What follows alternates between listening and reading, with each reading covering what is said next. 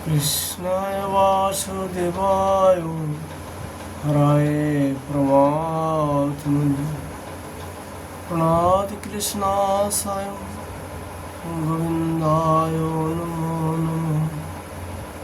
नमो पंकजनाभय नमो पंकजमालिने नमो पंकजनेत्रय नमस्ते पंकजांग्रये।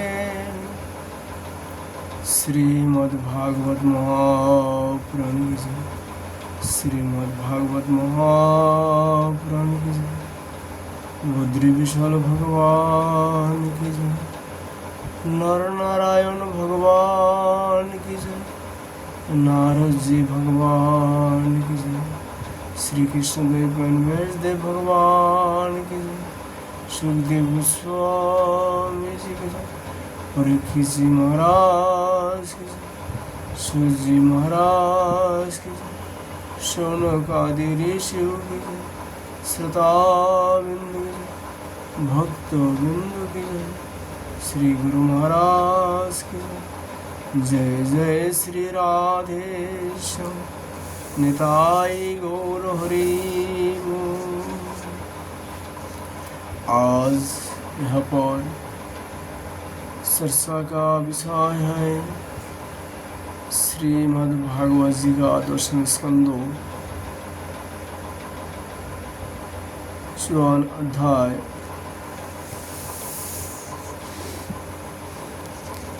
शिशुपाल की साथी राजाओं की ओर रुक्मिणी हार तथा श्री कृष्ण रुक्मिणी विवाह।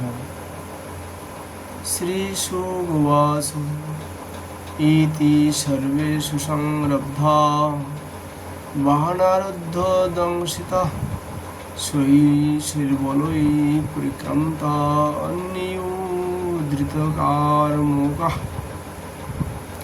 श्री सुखदेव गोस्वामी जी राजा परीक्षित से कहा, परीक्षित इस प्रकार कहा सुनकर सबके सब राजा क्रोध से आग बबूला हुए उठे और कवच पहनकर अपने अपने वाहनों पर सवार हो गए।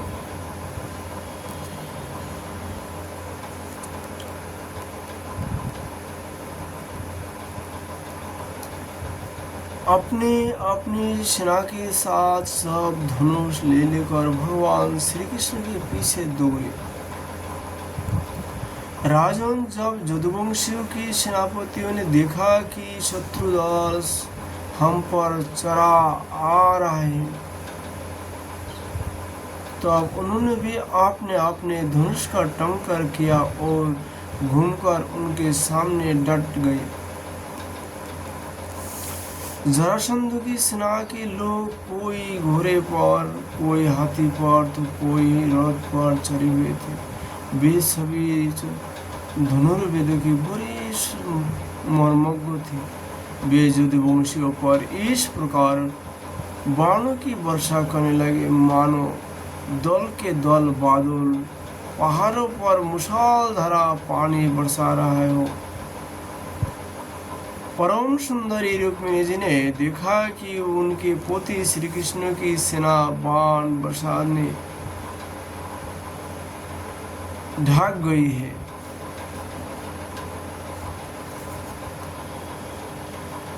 बाण वर्षा से कारण इस प्रकार जिस प्रकार बादल सूर्य को ढक देते, उसी प्रकार यदुवंशी सेना को विपक्षी सेनाओं ने घेर लिया। तब उन्होंने लज्जा के साथ भयभीत नेत्र से भगवान श्री कृष्ण के मुख की ओर देखा। भगवान ने हंसकर कहा, सुंदरी डरो मत, तुम्हारी सेना अभी तुम्हारी शत्रुओं की सेना को नष्ट कर किए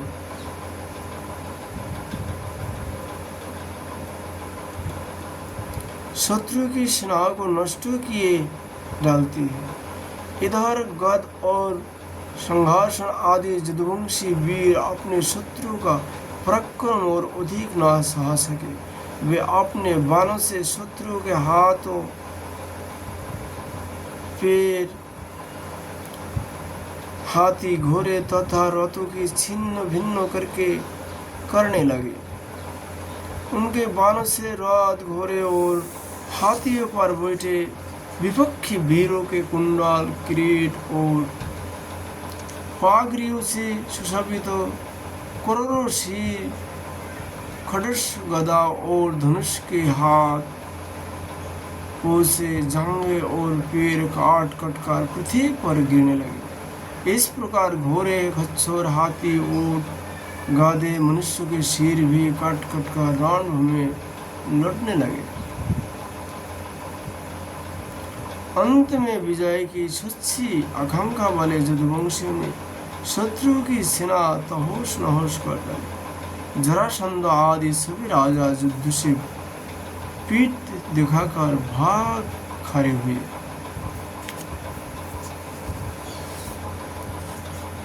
उधर शिशुपाल अपने भावी पत्नी के छीन जाने के कारण मरणासन्न सा हो गया था, तो उसके हृदय में उत्साह रहा गया था और न तो शरीर पर कांति, उसका मुंह सूख रहा था। उसके पास जाकर जरासंध कहने लगा, शिशुपाल जी, आप तो एक श्रेष्ठ पुरुष है, यहाँ उदासी छोड़ दीजिए, क्योंकि राजन, कोई भी बात सर्वदा अपने मन के अनुकूल हो।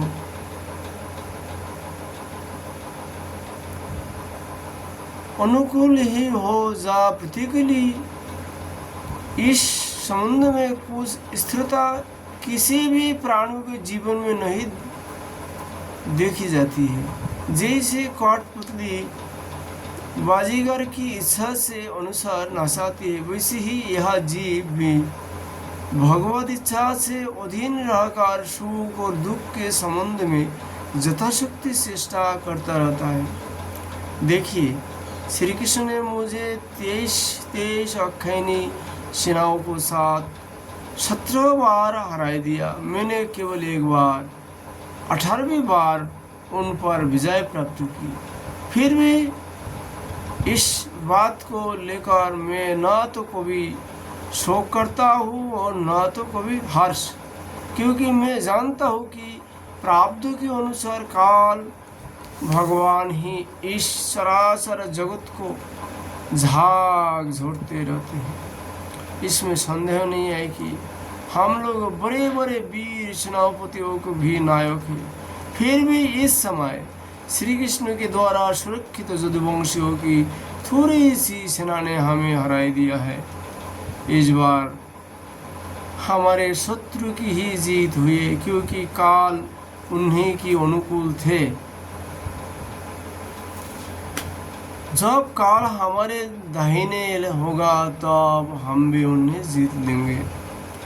सुखदेव गोस्वामी जी कहते हैं, परीक्षित, जब मित्र ने इस प्रकार समझाया तब सधिराज शिशुपाल अपने अनुजयों के साथ अपनी राजधानी के लौट गया और उसके मित्र राजा भी जो मरने से बचे थे अपने अपने नगरों को चले गए। रुक्मिणी जी का बड़ा भाई रुक्मी भगवान श्री कृष्ण से बहुत देश रखता था। उसको यह बात बिल्कुल सावन नहीं हुई कि मेरी बहनों को श्री कृष्ण हर ले जाए और राक्षस रीति से बलपूर्वक उसके साथ विवाह करे। रुक्मी बोली तो था ही। उसने एक अक्षयणी सेना साथ ले ली और श्री कृष्ण के पीछा किया।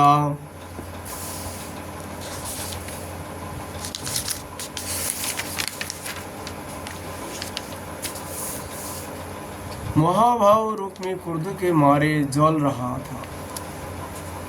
उसने कवच पहनकर और दोनों धारण करके समस्त नरपतियों के सामने यह प्रतिज्ञा की, मैं आप लोगों को बीच में यह शपथ करता हूँ कि यदि मैं युद्ध में श्री कृष्ण को न मार सका और अपनी बहन रुक्मिणी को न लौटा सका तो अपने राजधानी कुंडनपुर में प्रवेश नहीं करूँगा। सुखदेव गोस्वामी जी कहते हैं, हे परीक्षित, यहाँ कहकर वहाँ रथ पर सवार हो गया और सारथी से बोला, यहाँ जहाँ कृष्ण हो वह शीघ्र से शीघ्र मेरा रथ ले चलो। आज मेरा उसी के साथ युद्ध होगा। आज मैं अपने तीखे बाण से उस खोटी बुद्धि वाले ग्वाल के बल वृक्षों का घमंड चूर चूर कर दूंगा। देखो तो उसका साहस, यहाँ हमारी बहन को बलपूर्वक हर ले गया। परीक्षित, रुक्मी की बुद्धि बिगाड़ गई थी। वह भगवान के तेज प्रभाव को बिल्कुल नहीं जानता था। इसी से इस प्रकार बहक कर बातें करता हुआ वह एक ही रथ से श्री कृष्ण के पास पहुंचकर लल करने लगा, खड़ा रहो। उसने अपने धनुष को बलपूर्वक खींचकर भगवान श्री कृष्ण को 3 बाण मारे और कहा, एक क्षण में सामने ठहरो, एक क्षण मेरे सामने ठहरो।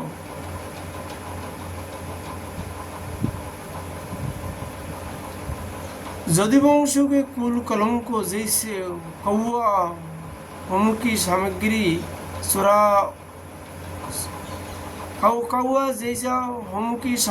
चुरा कर उड़ जाए, वैसे ही तू मेरी बहनों को चुरा कर कहाँ भागा जा रहा है? अरे मंदबुद्धि, तो बड़ा मायावी और कपट युद्ध में कुशल है। आज मैं तेरा सारा गर्व खर्वों की डालता हूँ। देख, जब तक मेरे बाण तुझे धरती पर सुनाई नहीं देती, उसके पहले ही इस बच्चे को छोड़कर भाग जा। रुक्मी की बात सुनकर भगवान श्री कृष्ण मुस्कुराने लगे। उन्होंने उसका धनुष काट डाला और उस पर 100 बाण छोड़े। साथ ही भगवान श्री कृष्ण ने 8 बाण उसके 4 घोड़ों पर और 2 सारथी पर छोड़े और 3 बाण से उसके रथ को ध्वजा को काट डाला। तब रुक्मिणी ने दूसरा धनुष उठाया और भगवान श्री कृष्ण को 5 बाण मारे। उन बाणों की लगने पर उन्होंने उसका वह धनुष भी काट डाला। रुक्मिणी ने इसके बाद एक और धनुष लिया, परंतु हाथ में लेते अविनाशी अच्युत ने उसे भी काट डाला। इस प्रकार रुक्मिणी ने प्रयोग पट्टी, शूल, ढाल, तलवार, शक्ति और तुमर जितने अस्त्र शस्त्र उठाए उन सभी को भगवान ने प्रहार करने के पहले ही काट डाला। अब रुक्मी क्रोधवश हाथ में तलवार लेकर भगवान श्री कृष्ण को मार डालने की इच्छा से रथ से कूद पड़ा और इस प्रकार उनकी ओर झपटा जैसे पतंगा आग की ओर लपकाता है। जब भगवान ने देखा कि रुक्मी मुझ पर शूट करना चाहते हैं, तो उन्होंने अपने बाण से उसकी ढाल तलवार को तिल तिल करके काट दिया और उसको मार डालने के लिए हाथ में तीखी तलवार निकाली। जब रुक्मिणी जी ने देखा कि ये तो हमारे भाई को अब मार ही डालता, अब हमारे भाई को अब मार ही डालना चाहते हैं, तब वे भय से विभोर हो गई और अपने प्रियतम पति भगवान श्री कृष्ण के चरण पर गिरकर करुण स्वर में बोला, देवताओं को भी आराध्य देव जगतपति, आप जोगेश्वर है। आपके स्वरूप और इच्छाओं को कोई नहीं जान सकता। आप परम बलवान है, परंतु कल्याण स्वरूप भी तो है। प्रभु, मेरे भैया को मारना आपके जोगो काम नहीं है। श्री सुखदेव गोस्वामी जी कहते हैं, रुक्मिणी जी का यह एक एक अंग भय के मारे थर थर काँप रहा था। सुख की प्रबलता से मुंह सूख गया था, गला रूद गया था। आतुरता बस होने का हाल गले से गिर पड़ा था और इसी अवस्था में वे भगवान के चरण कमल पकड़े हुए थी। परम दयालु भगवान उन्हें भय भीत देखकर करुणा से द्रवीभूत हो गए। उन्होंने रुक्मिणी को मार डालने का विचार छोड़ दिया। फिर भी रुक्मिणी उनके अनिष्ट की शिष्टा से विमुख न हुआ। तब भगवान श्री कृष्ण ने उसको उसी की दुपट्टा से बांध दिया और उसकी दाढ़ी, मूछ तथा केश कोई जगह से मोड़कर उसे क्रूर बना दिया। तब तक यदुवंशी वीर ने शत्रु की अद्भुत सेनाओं को तरस नहस कर डाला। ठीक वैसे ही जैसे हाथी कमल वन को रोड ढलता है।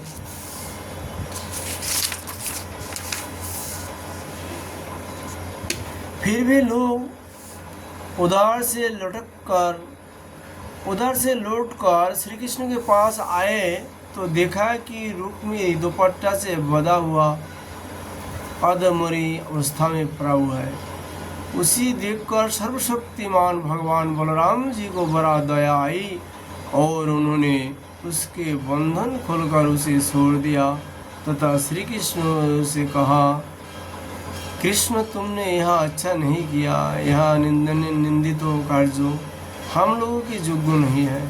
आपने संबंधी की दाढ़ी मूछ मोड़कर उसे कुरूप कर देना, यह तो एक प्रकार का अपराध ही है। इसके बाद बलराम जी ने रुक्मिणी को संबोधन करके कहा, शादी तुम्हारे भाई का रूप विकृत कर दिया गया है। यह सोचकर हम लोगों से बुरा ना मानना, क्योंकि जीव को सुख दुख देने वाला कोई दुश्मन नहीं है। उसे तो अपने ही कर्मों का फल भोगना पड़ता है। आप श्री कृष्ण से बोले, कृष्ण यदि अपना सागा संबंधी बात करने योग्य अपराध करे तो भी अपने ही संबंधियों को द्वारा उसका मारा जाना उचित नहीं है। उसे छोड़ देना चाहिए। वह तो अपने अपराधियों से भी मर चुका है। वह तो अपने अपराध से मर चुका है। मरे हुए को फिर क्या मारना। फिर रुक्मिणी जी से बोले, शादी ब्रह्मा जी ने क्षत्रियों का धर्म ही वैसा बना दिया है कि सगा भाई भी अपने भाइयों को मार डालता है। इसलिए यह क्षत्रियो अधर्म अत्यंत घोर है। इसके बाद श्री कृष्ण से बोले, भाई श्री कृष्ण यह ठीक है कि जो लोग धन के नशे में अंधे हो रहे और अभिमानी है, वे राज्य, पृथ्वी, पैसा, स्त्री, मान, तेज अथवा किसी और कारण से अपने बंधुओं का भी तिरस्कार कर दिया करते हैं। आप वे रुक्मिणी जी से बोले, शादी तुम्हारे भाई बंधु समस्त प्राणियों के प्रति दुर्भाव रखता है। हमने उनके मंगल के लिए ही उनके प्रति दंड विधान किया है। उसे तुम अज्ञानियों की भांति अमंगल मान रहे हो। यह तुम्हारी बुद्धि की विषमता है। देवी, जो लोग भगवान की माया से मोहित होकर देह को ही आत्मा मान बढ़ता है, उन्हीं को ऐसे ही आत्ममोह होता है कि यह मित्र है, यह शत्रु है, यह उदासीन है। समस्त देहधारियों की आत्मा एक ही है और कार्यों कारण से माया से उनका कोई संबंध नहीं है। ज्वाल और घोड़ा आदि उपाधि होगी। ज्वाल और घोड़ा आदि उपाधियों से भेद से जैसे सूर्य, चंद्रमा आदि प्रकार युक्त पदार्थ और आकाश भिन्न भिन्न मालूम पड़ता है, परंतु ये है एक ही। जैसे ही सूर्य लोग शरीर के भेद से आत्मा का भेद मानता है, यह शरीर आदि और अंत वाला है। पंचभूत, पंच प्राण, तन्मात्रा और त्रिगुण ही इसका स्वरूप है। आत्मा में उनके अज्ञान से ही उसकी कल्पना हुई है और वह कल्पित शरीर ही जो उसे मैं समझता है उसको जन्म मृत्यु की चक्र में ले जाता है। शादी नेत्र और रूप दोनों ही सूर्य के द्वारा प्रकाशित होते हैं। सूर्य ही उनका कारण है, इसलिए सूर्य को सात नेत्र और रूप का न तो कभी वियोग होता है और न संयोग। इसी प्रकार समस्त संसार की सत्ता आत्मसत्ता के कारण जान पड़ता है। समस्त संसार का प्रकाशक आत्मा ही है। फिर आत्मा के साथ दूसरी असत पदार्थों की संयोग या वियोग हो ही कैसा सकता है। जन्म लेना, रहना, बढ़ना, बदलना, घटना और मरना, ये सारे विकार शरीर के ही होते हैं, आत्मा के नहीं। जैसे कृष्ण पक्ष में कलाओं का ही क्षय होता है, चंद्रमा का नहीं। परंतु अमावस्या के दिन व्यवहार में लोग चंद्रमा का ही क्षय हुआ करते हुए सुनते हैं। वैसे ही जन्म मृत्यु आदि सारे विकार शरीर के ही होता है, परंतु लोग उसे भ्रमवश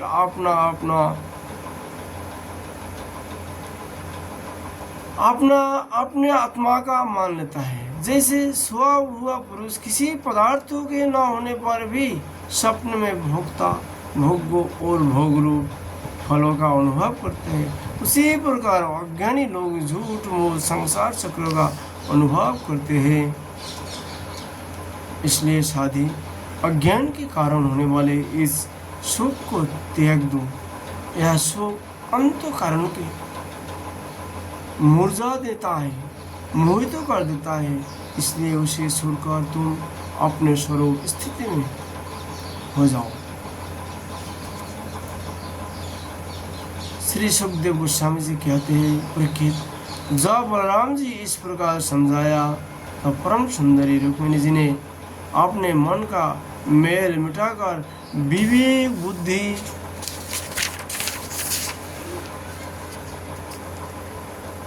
बुद्धि से उसका समाधान किया। रुक्मिणी की सेना और उसके तेज का नाश हो चुका था, केवल प्राण बच रहा था। उसके चित्त की सारी आशा अभिलाषाएं व्यर्थ हो चुकी थी और शत्रु उन्हें अपमानित करके उसे छोड़ दिया था। उसे अपने विरूप किए जाने की कष्टदायक स्मृति भूल नहीं पाती थी।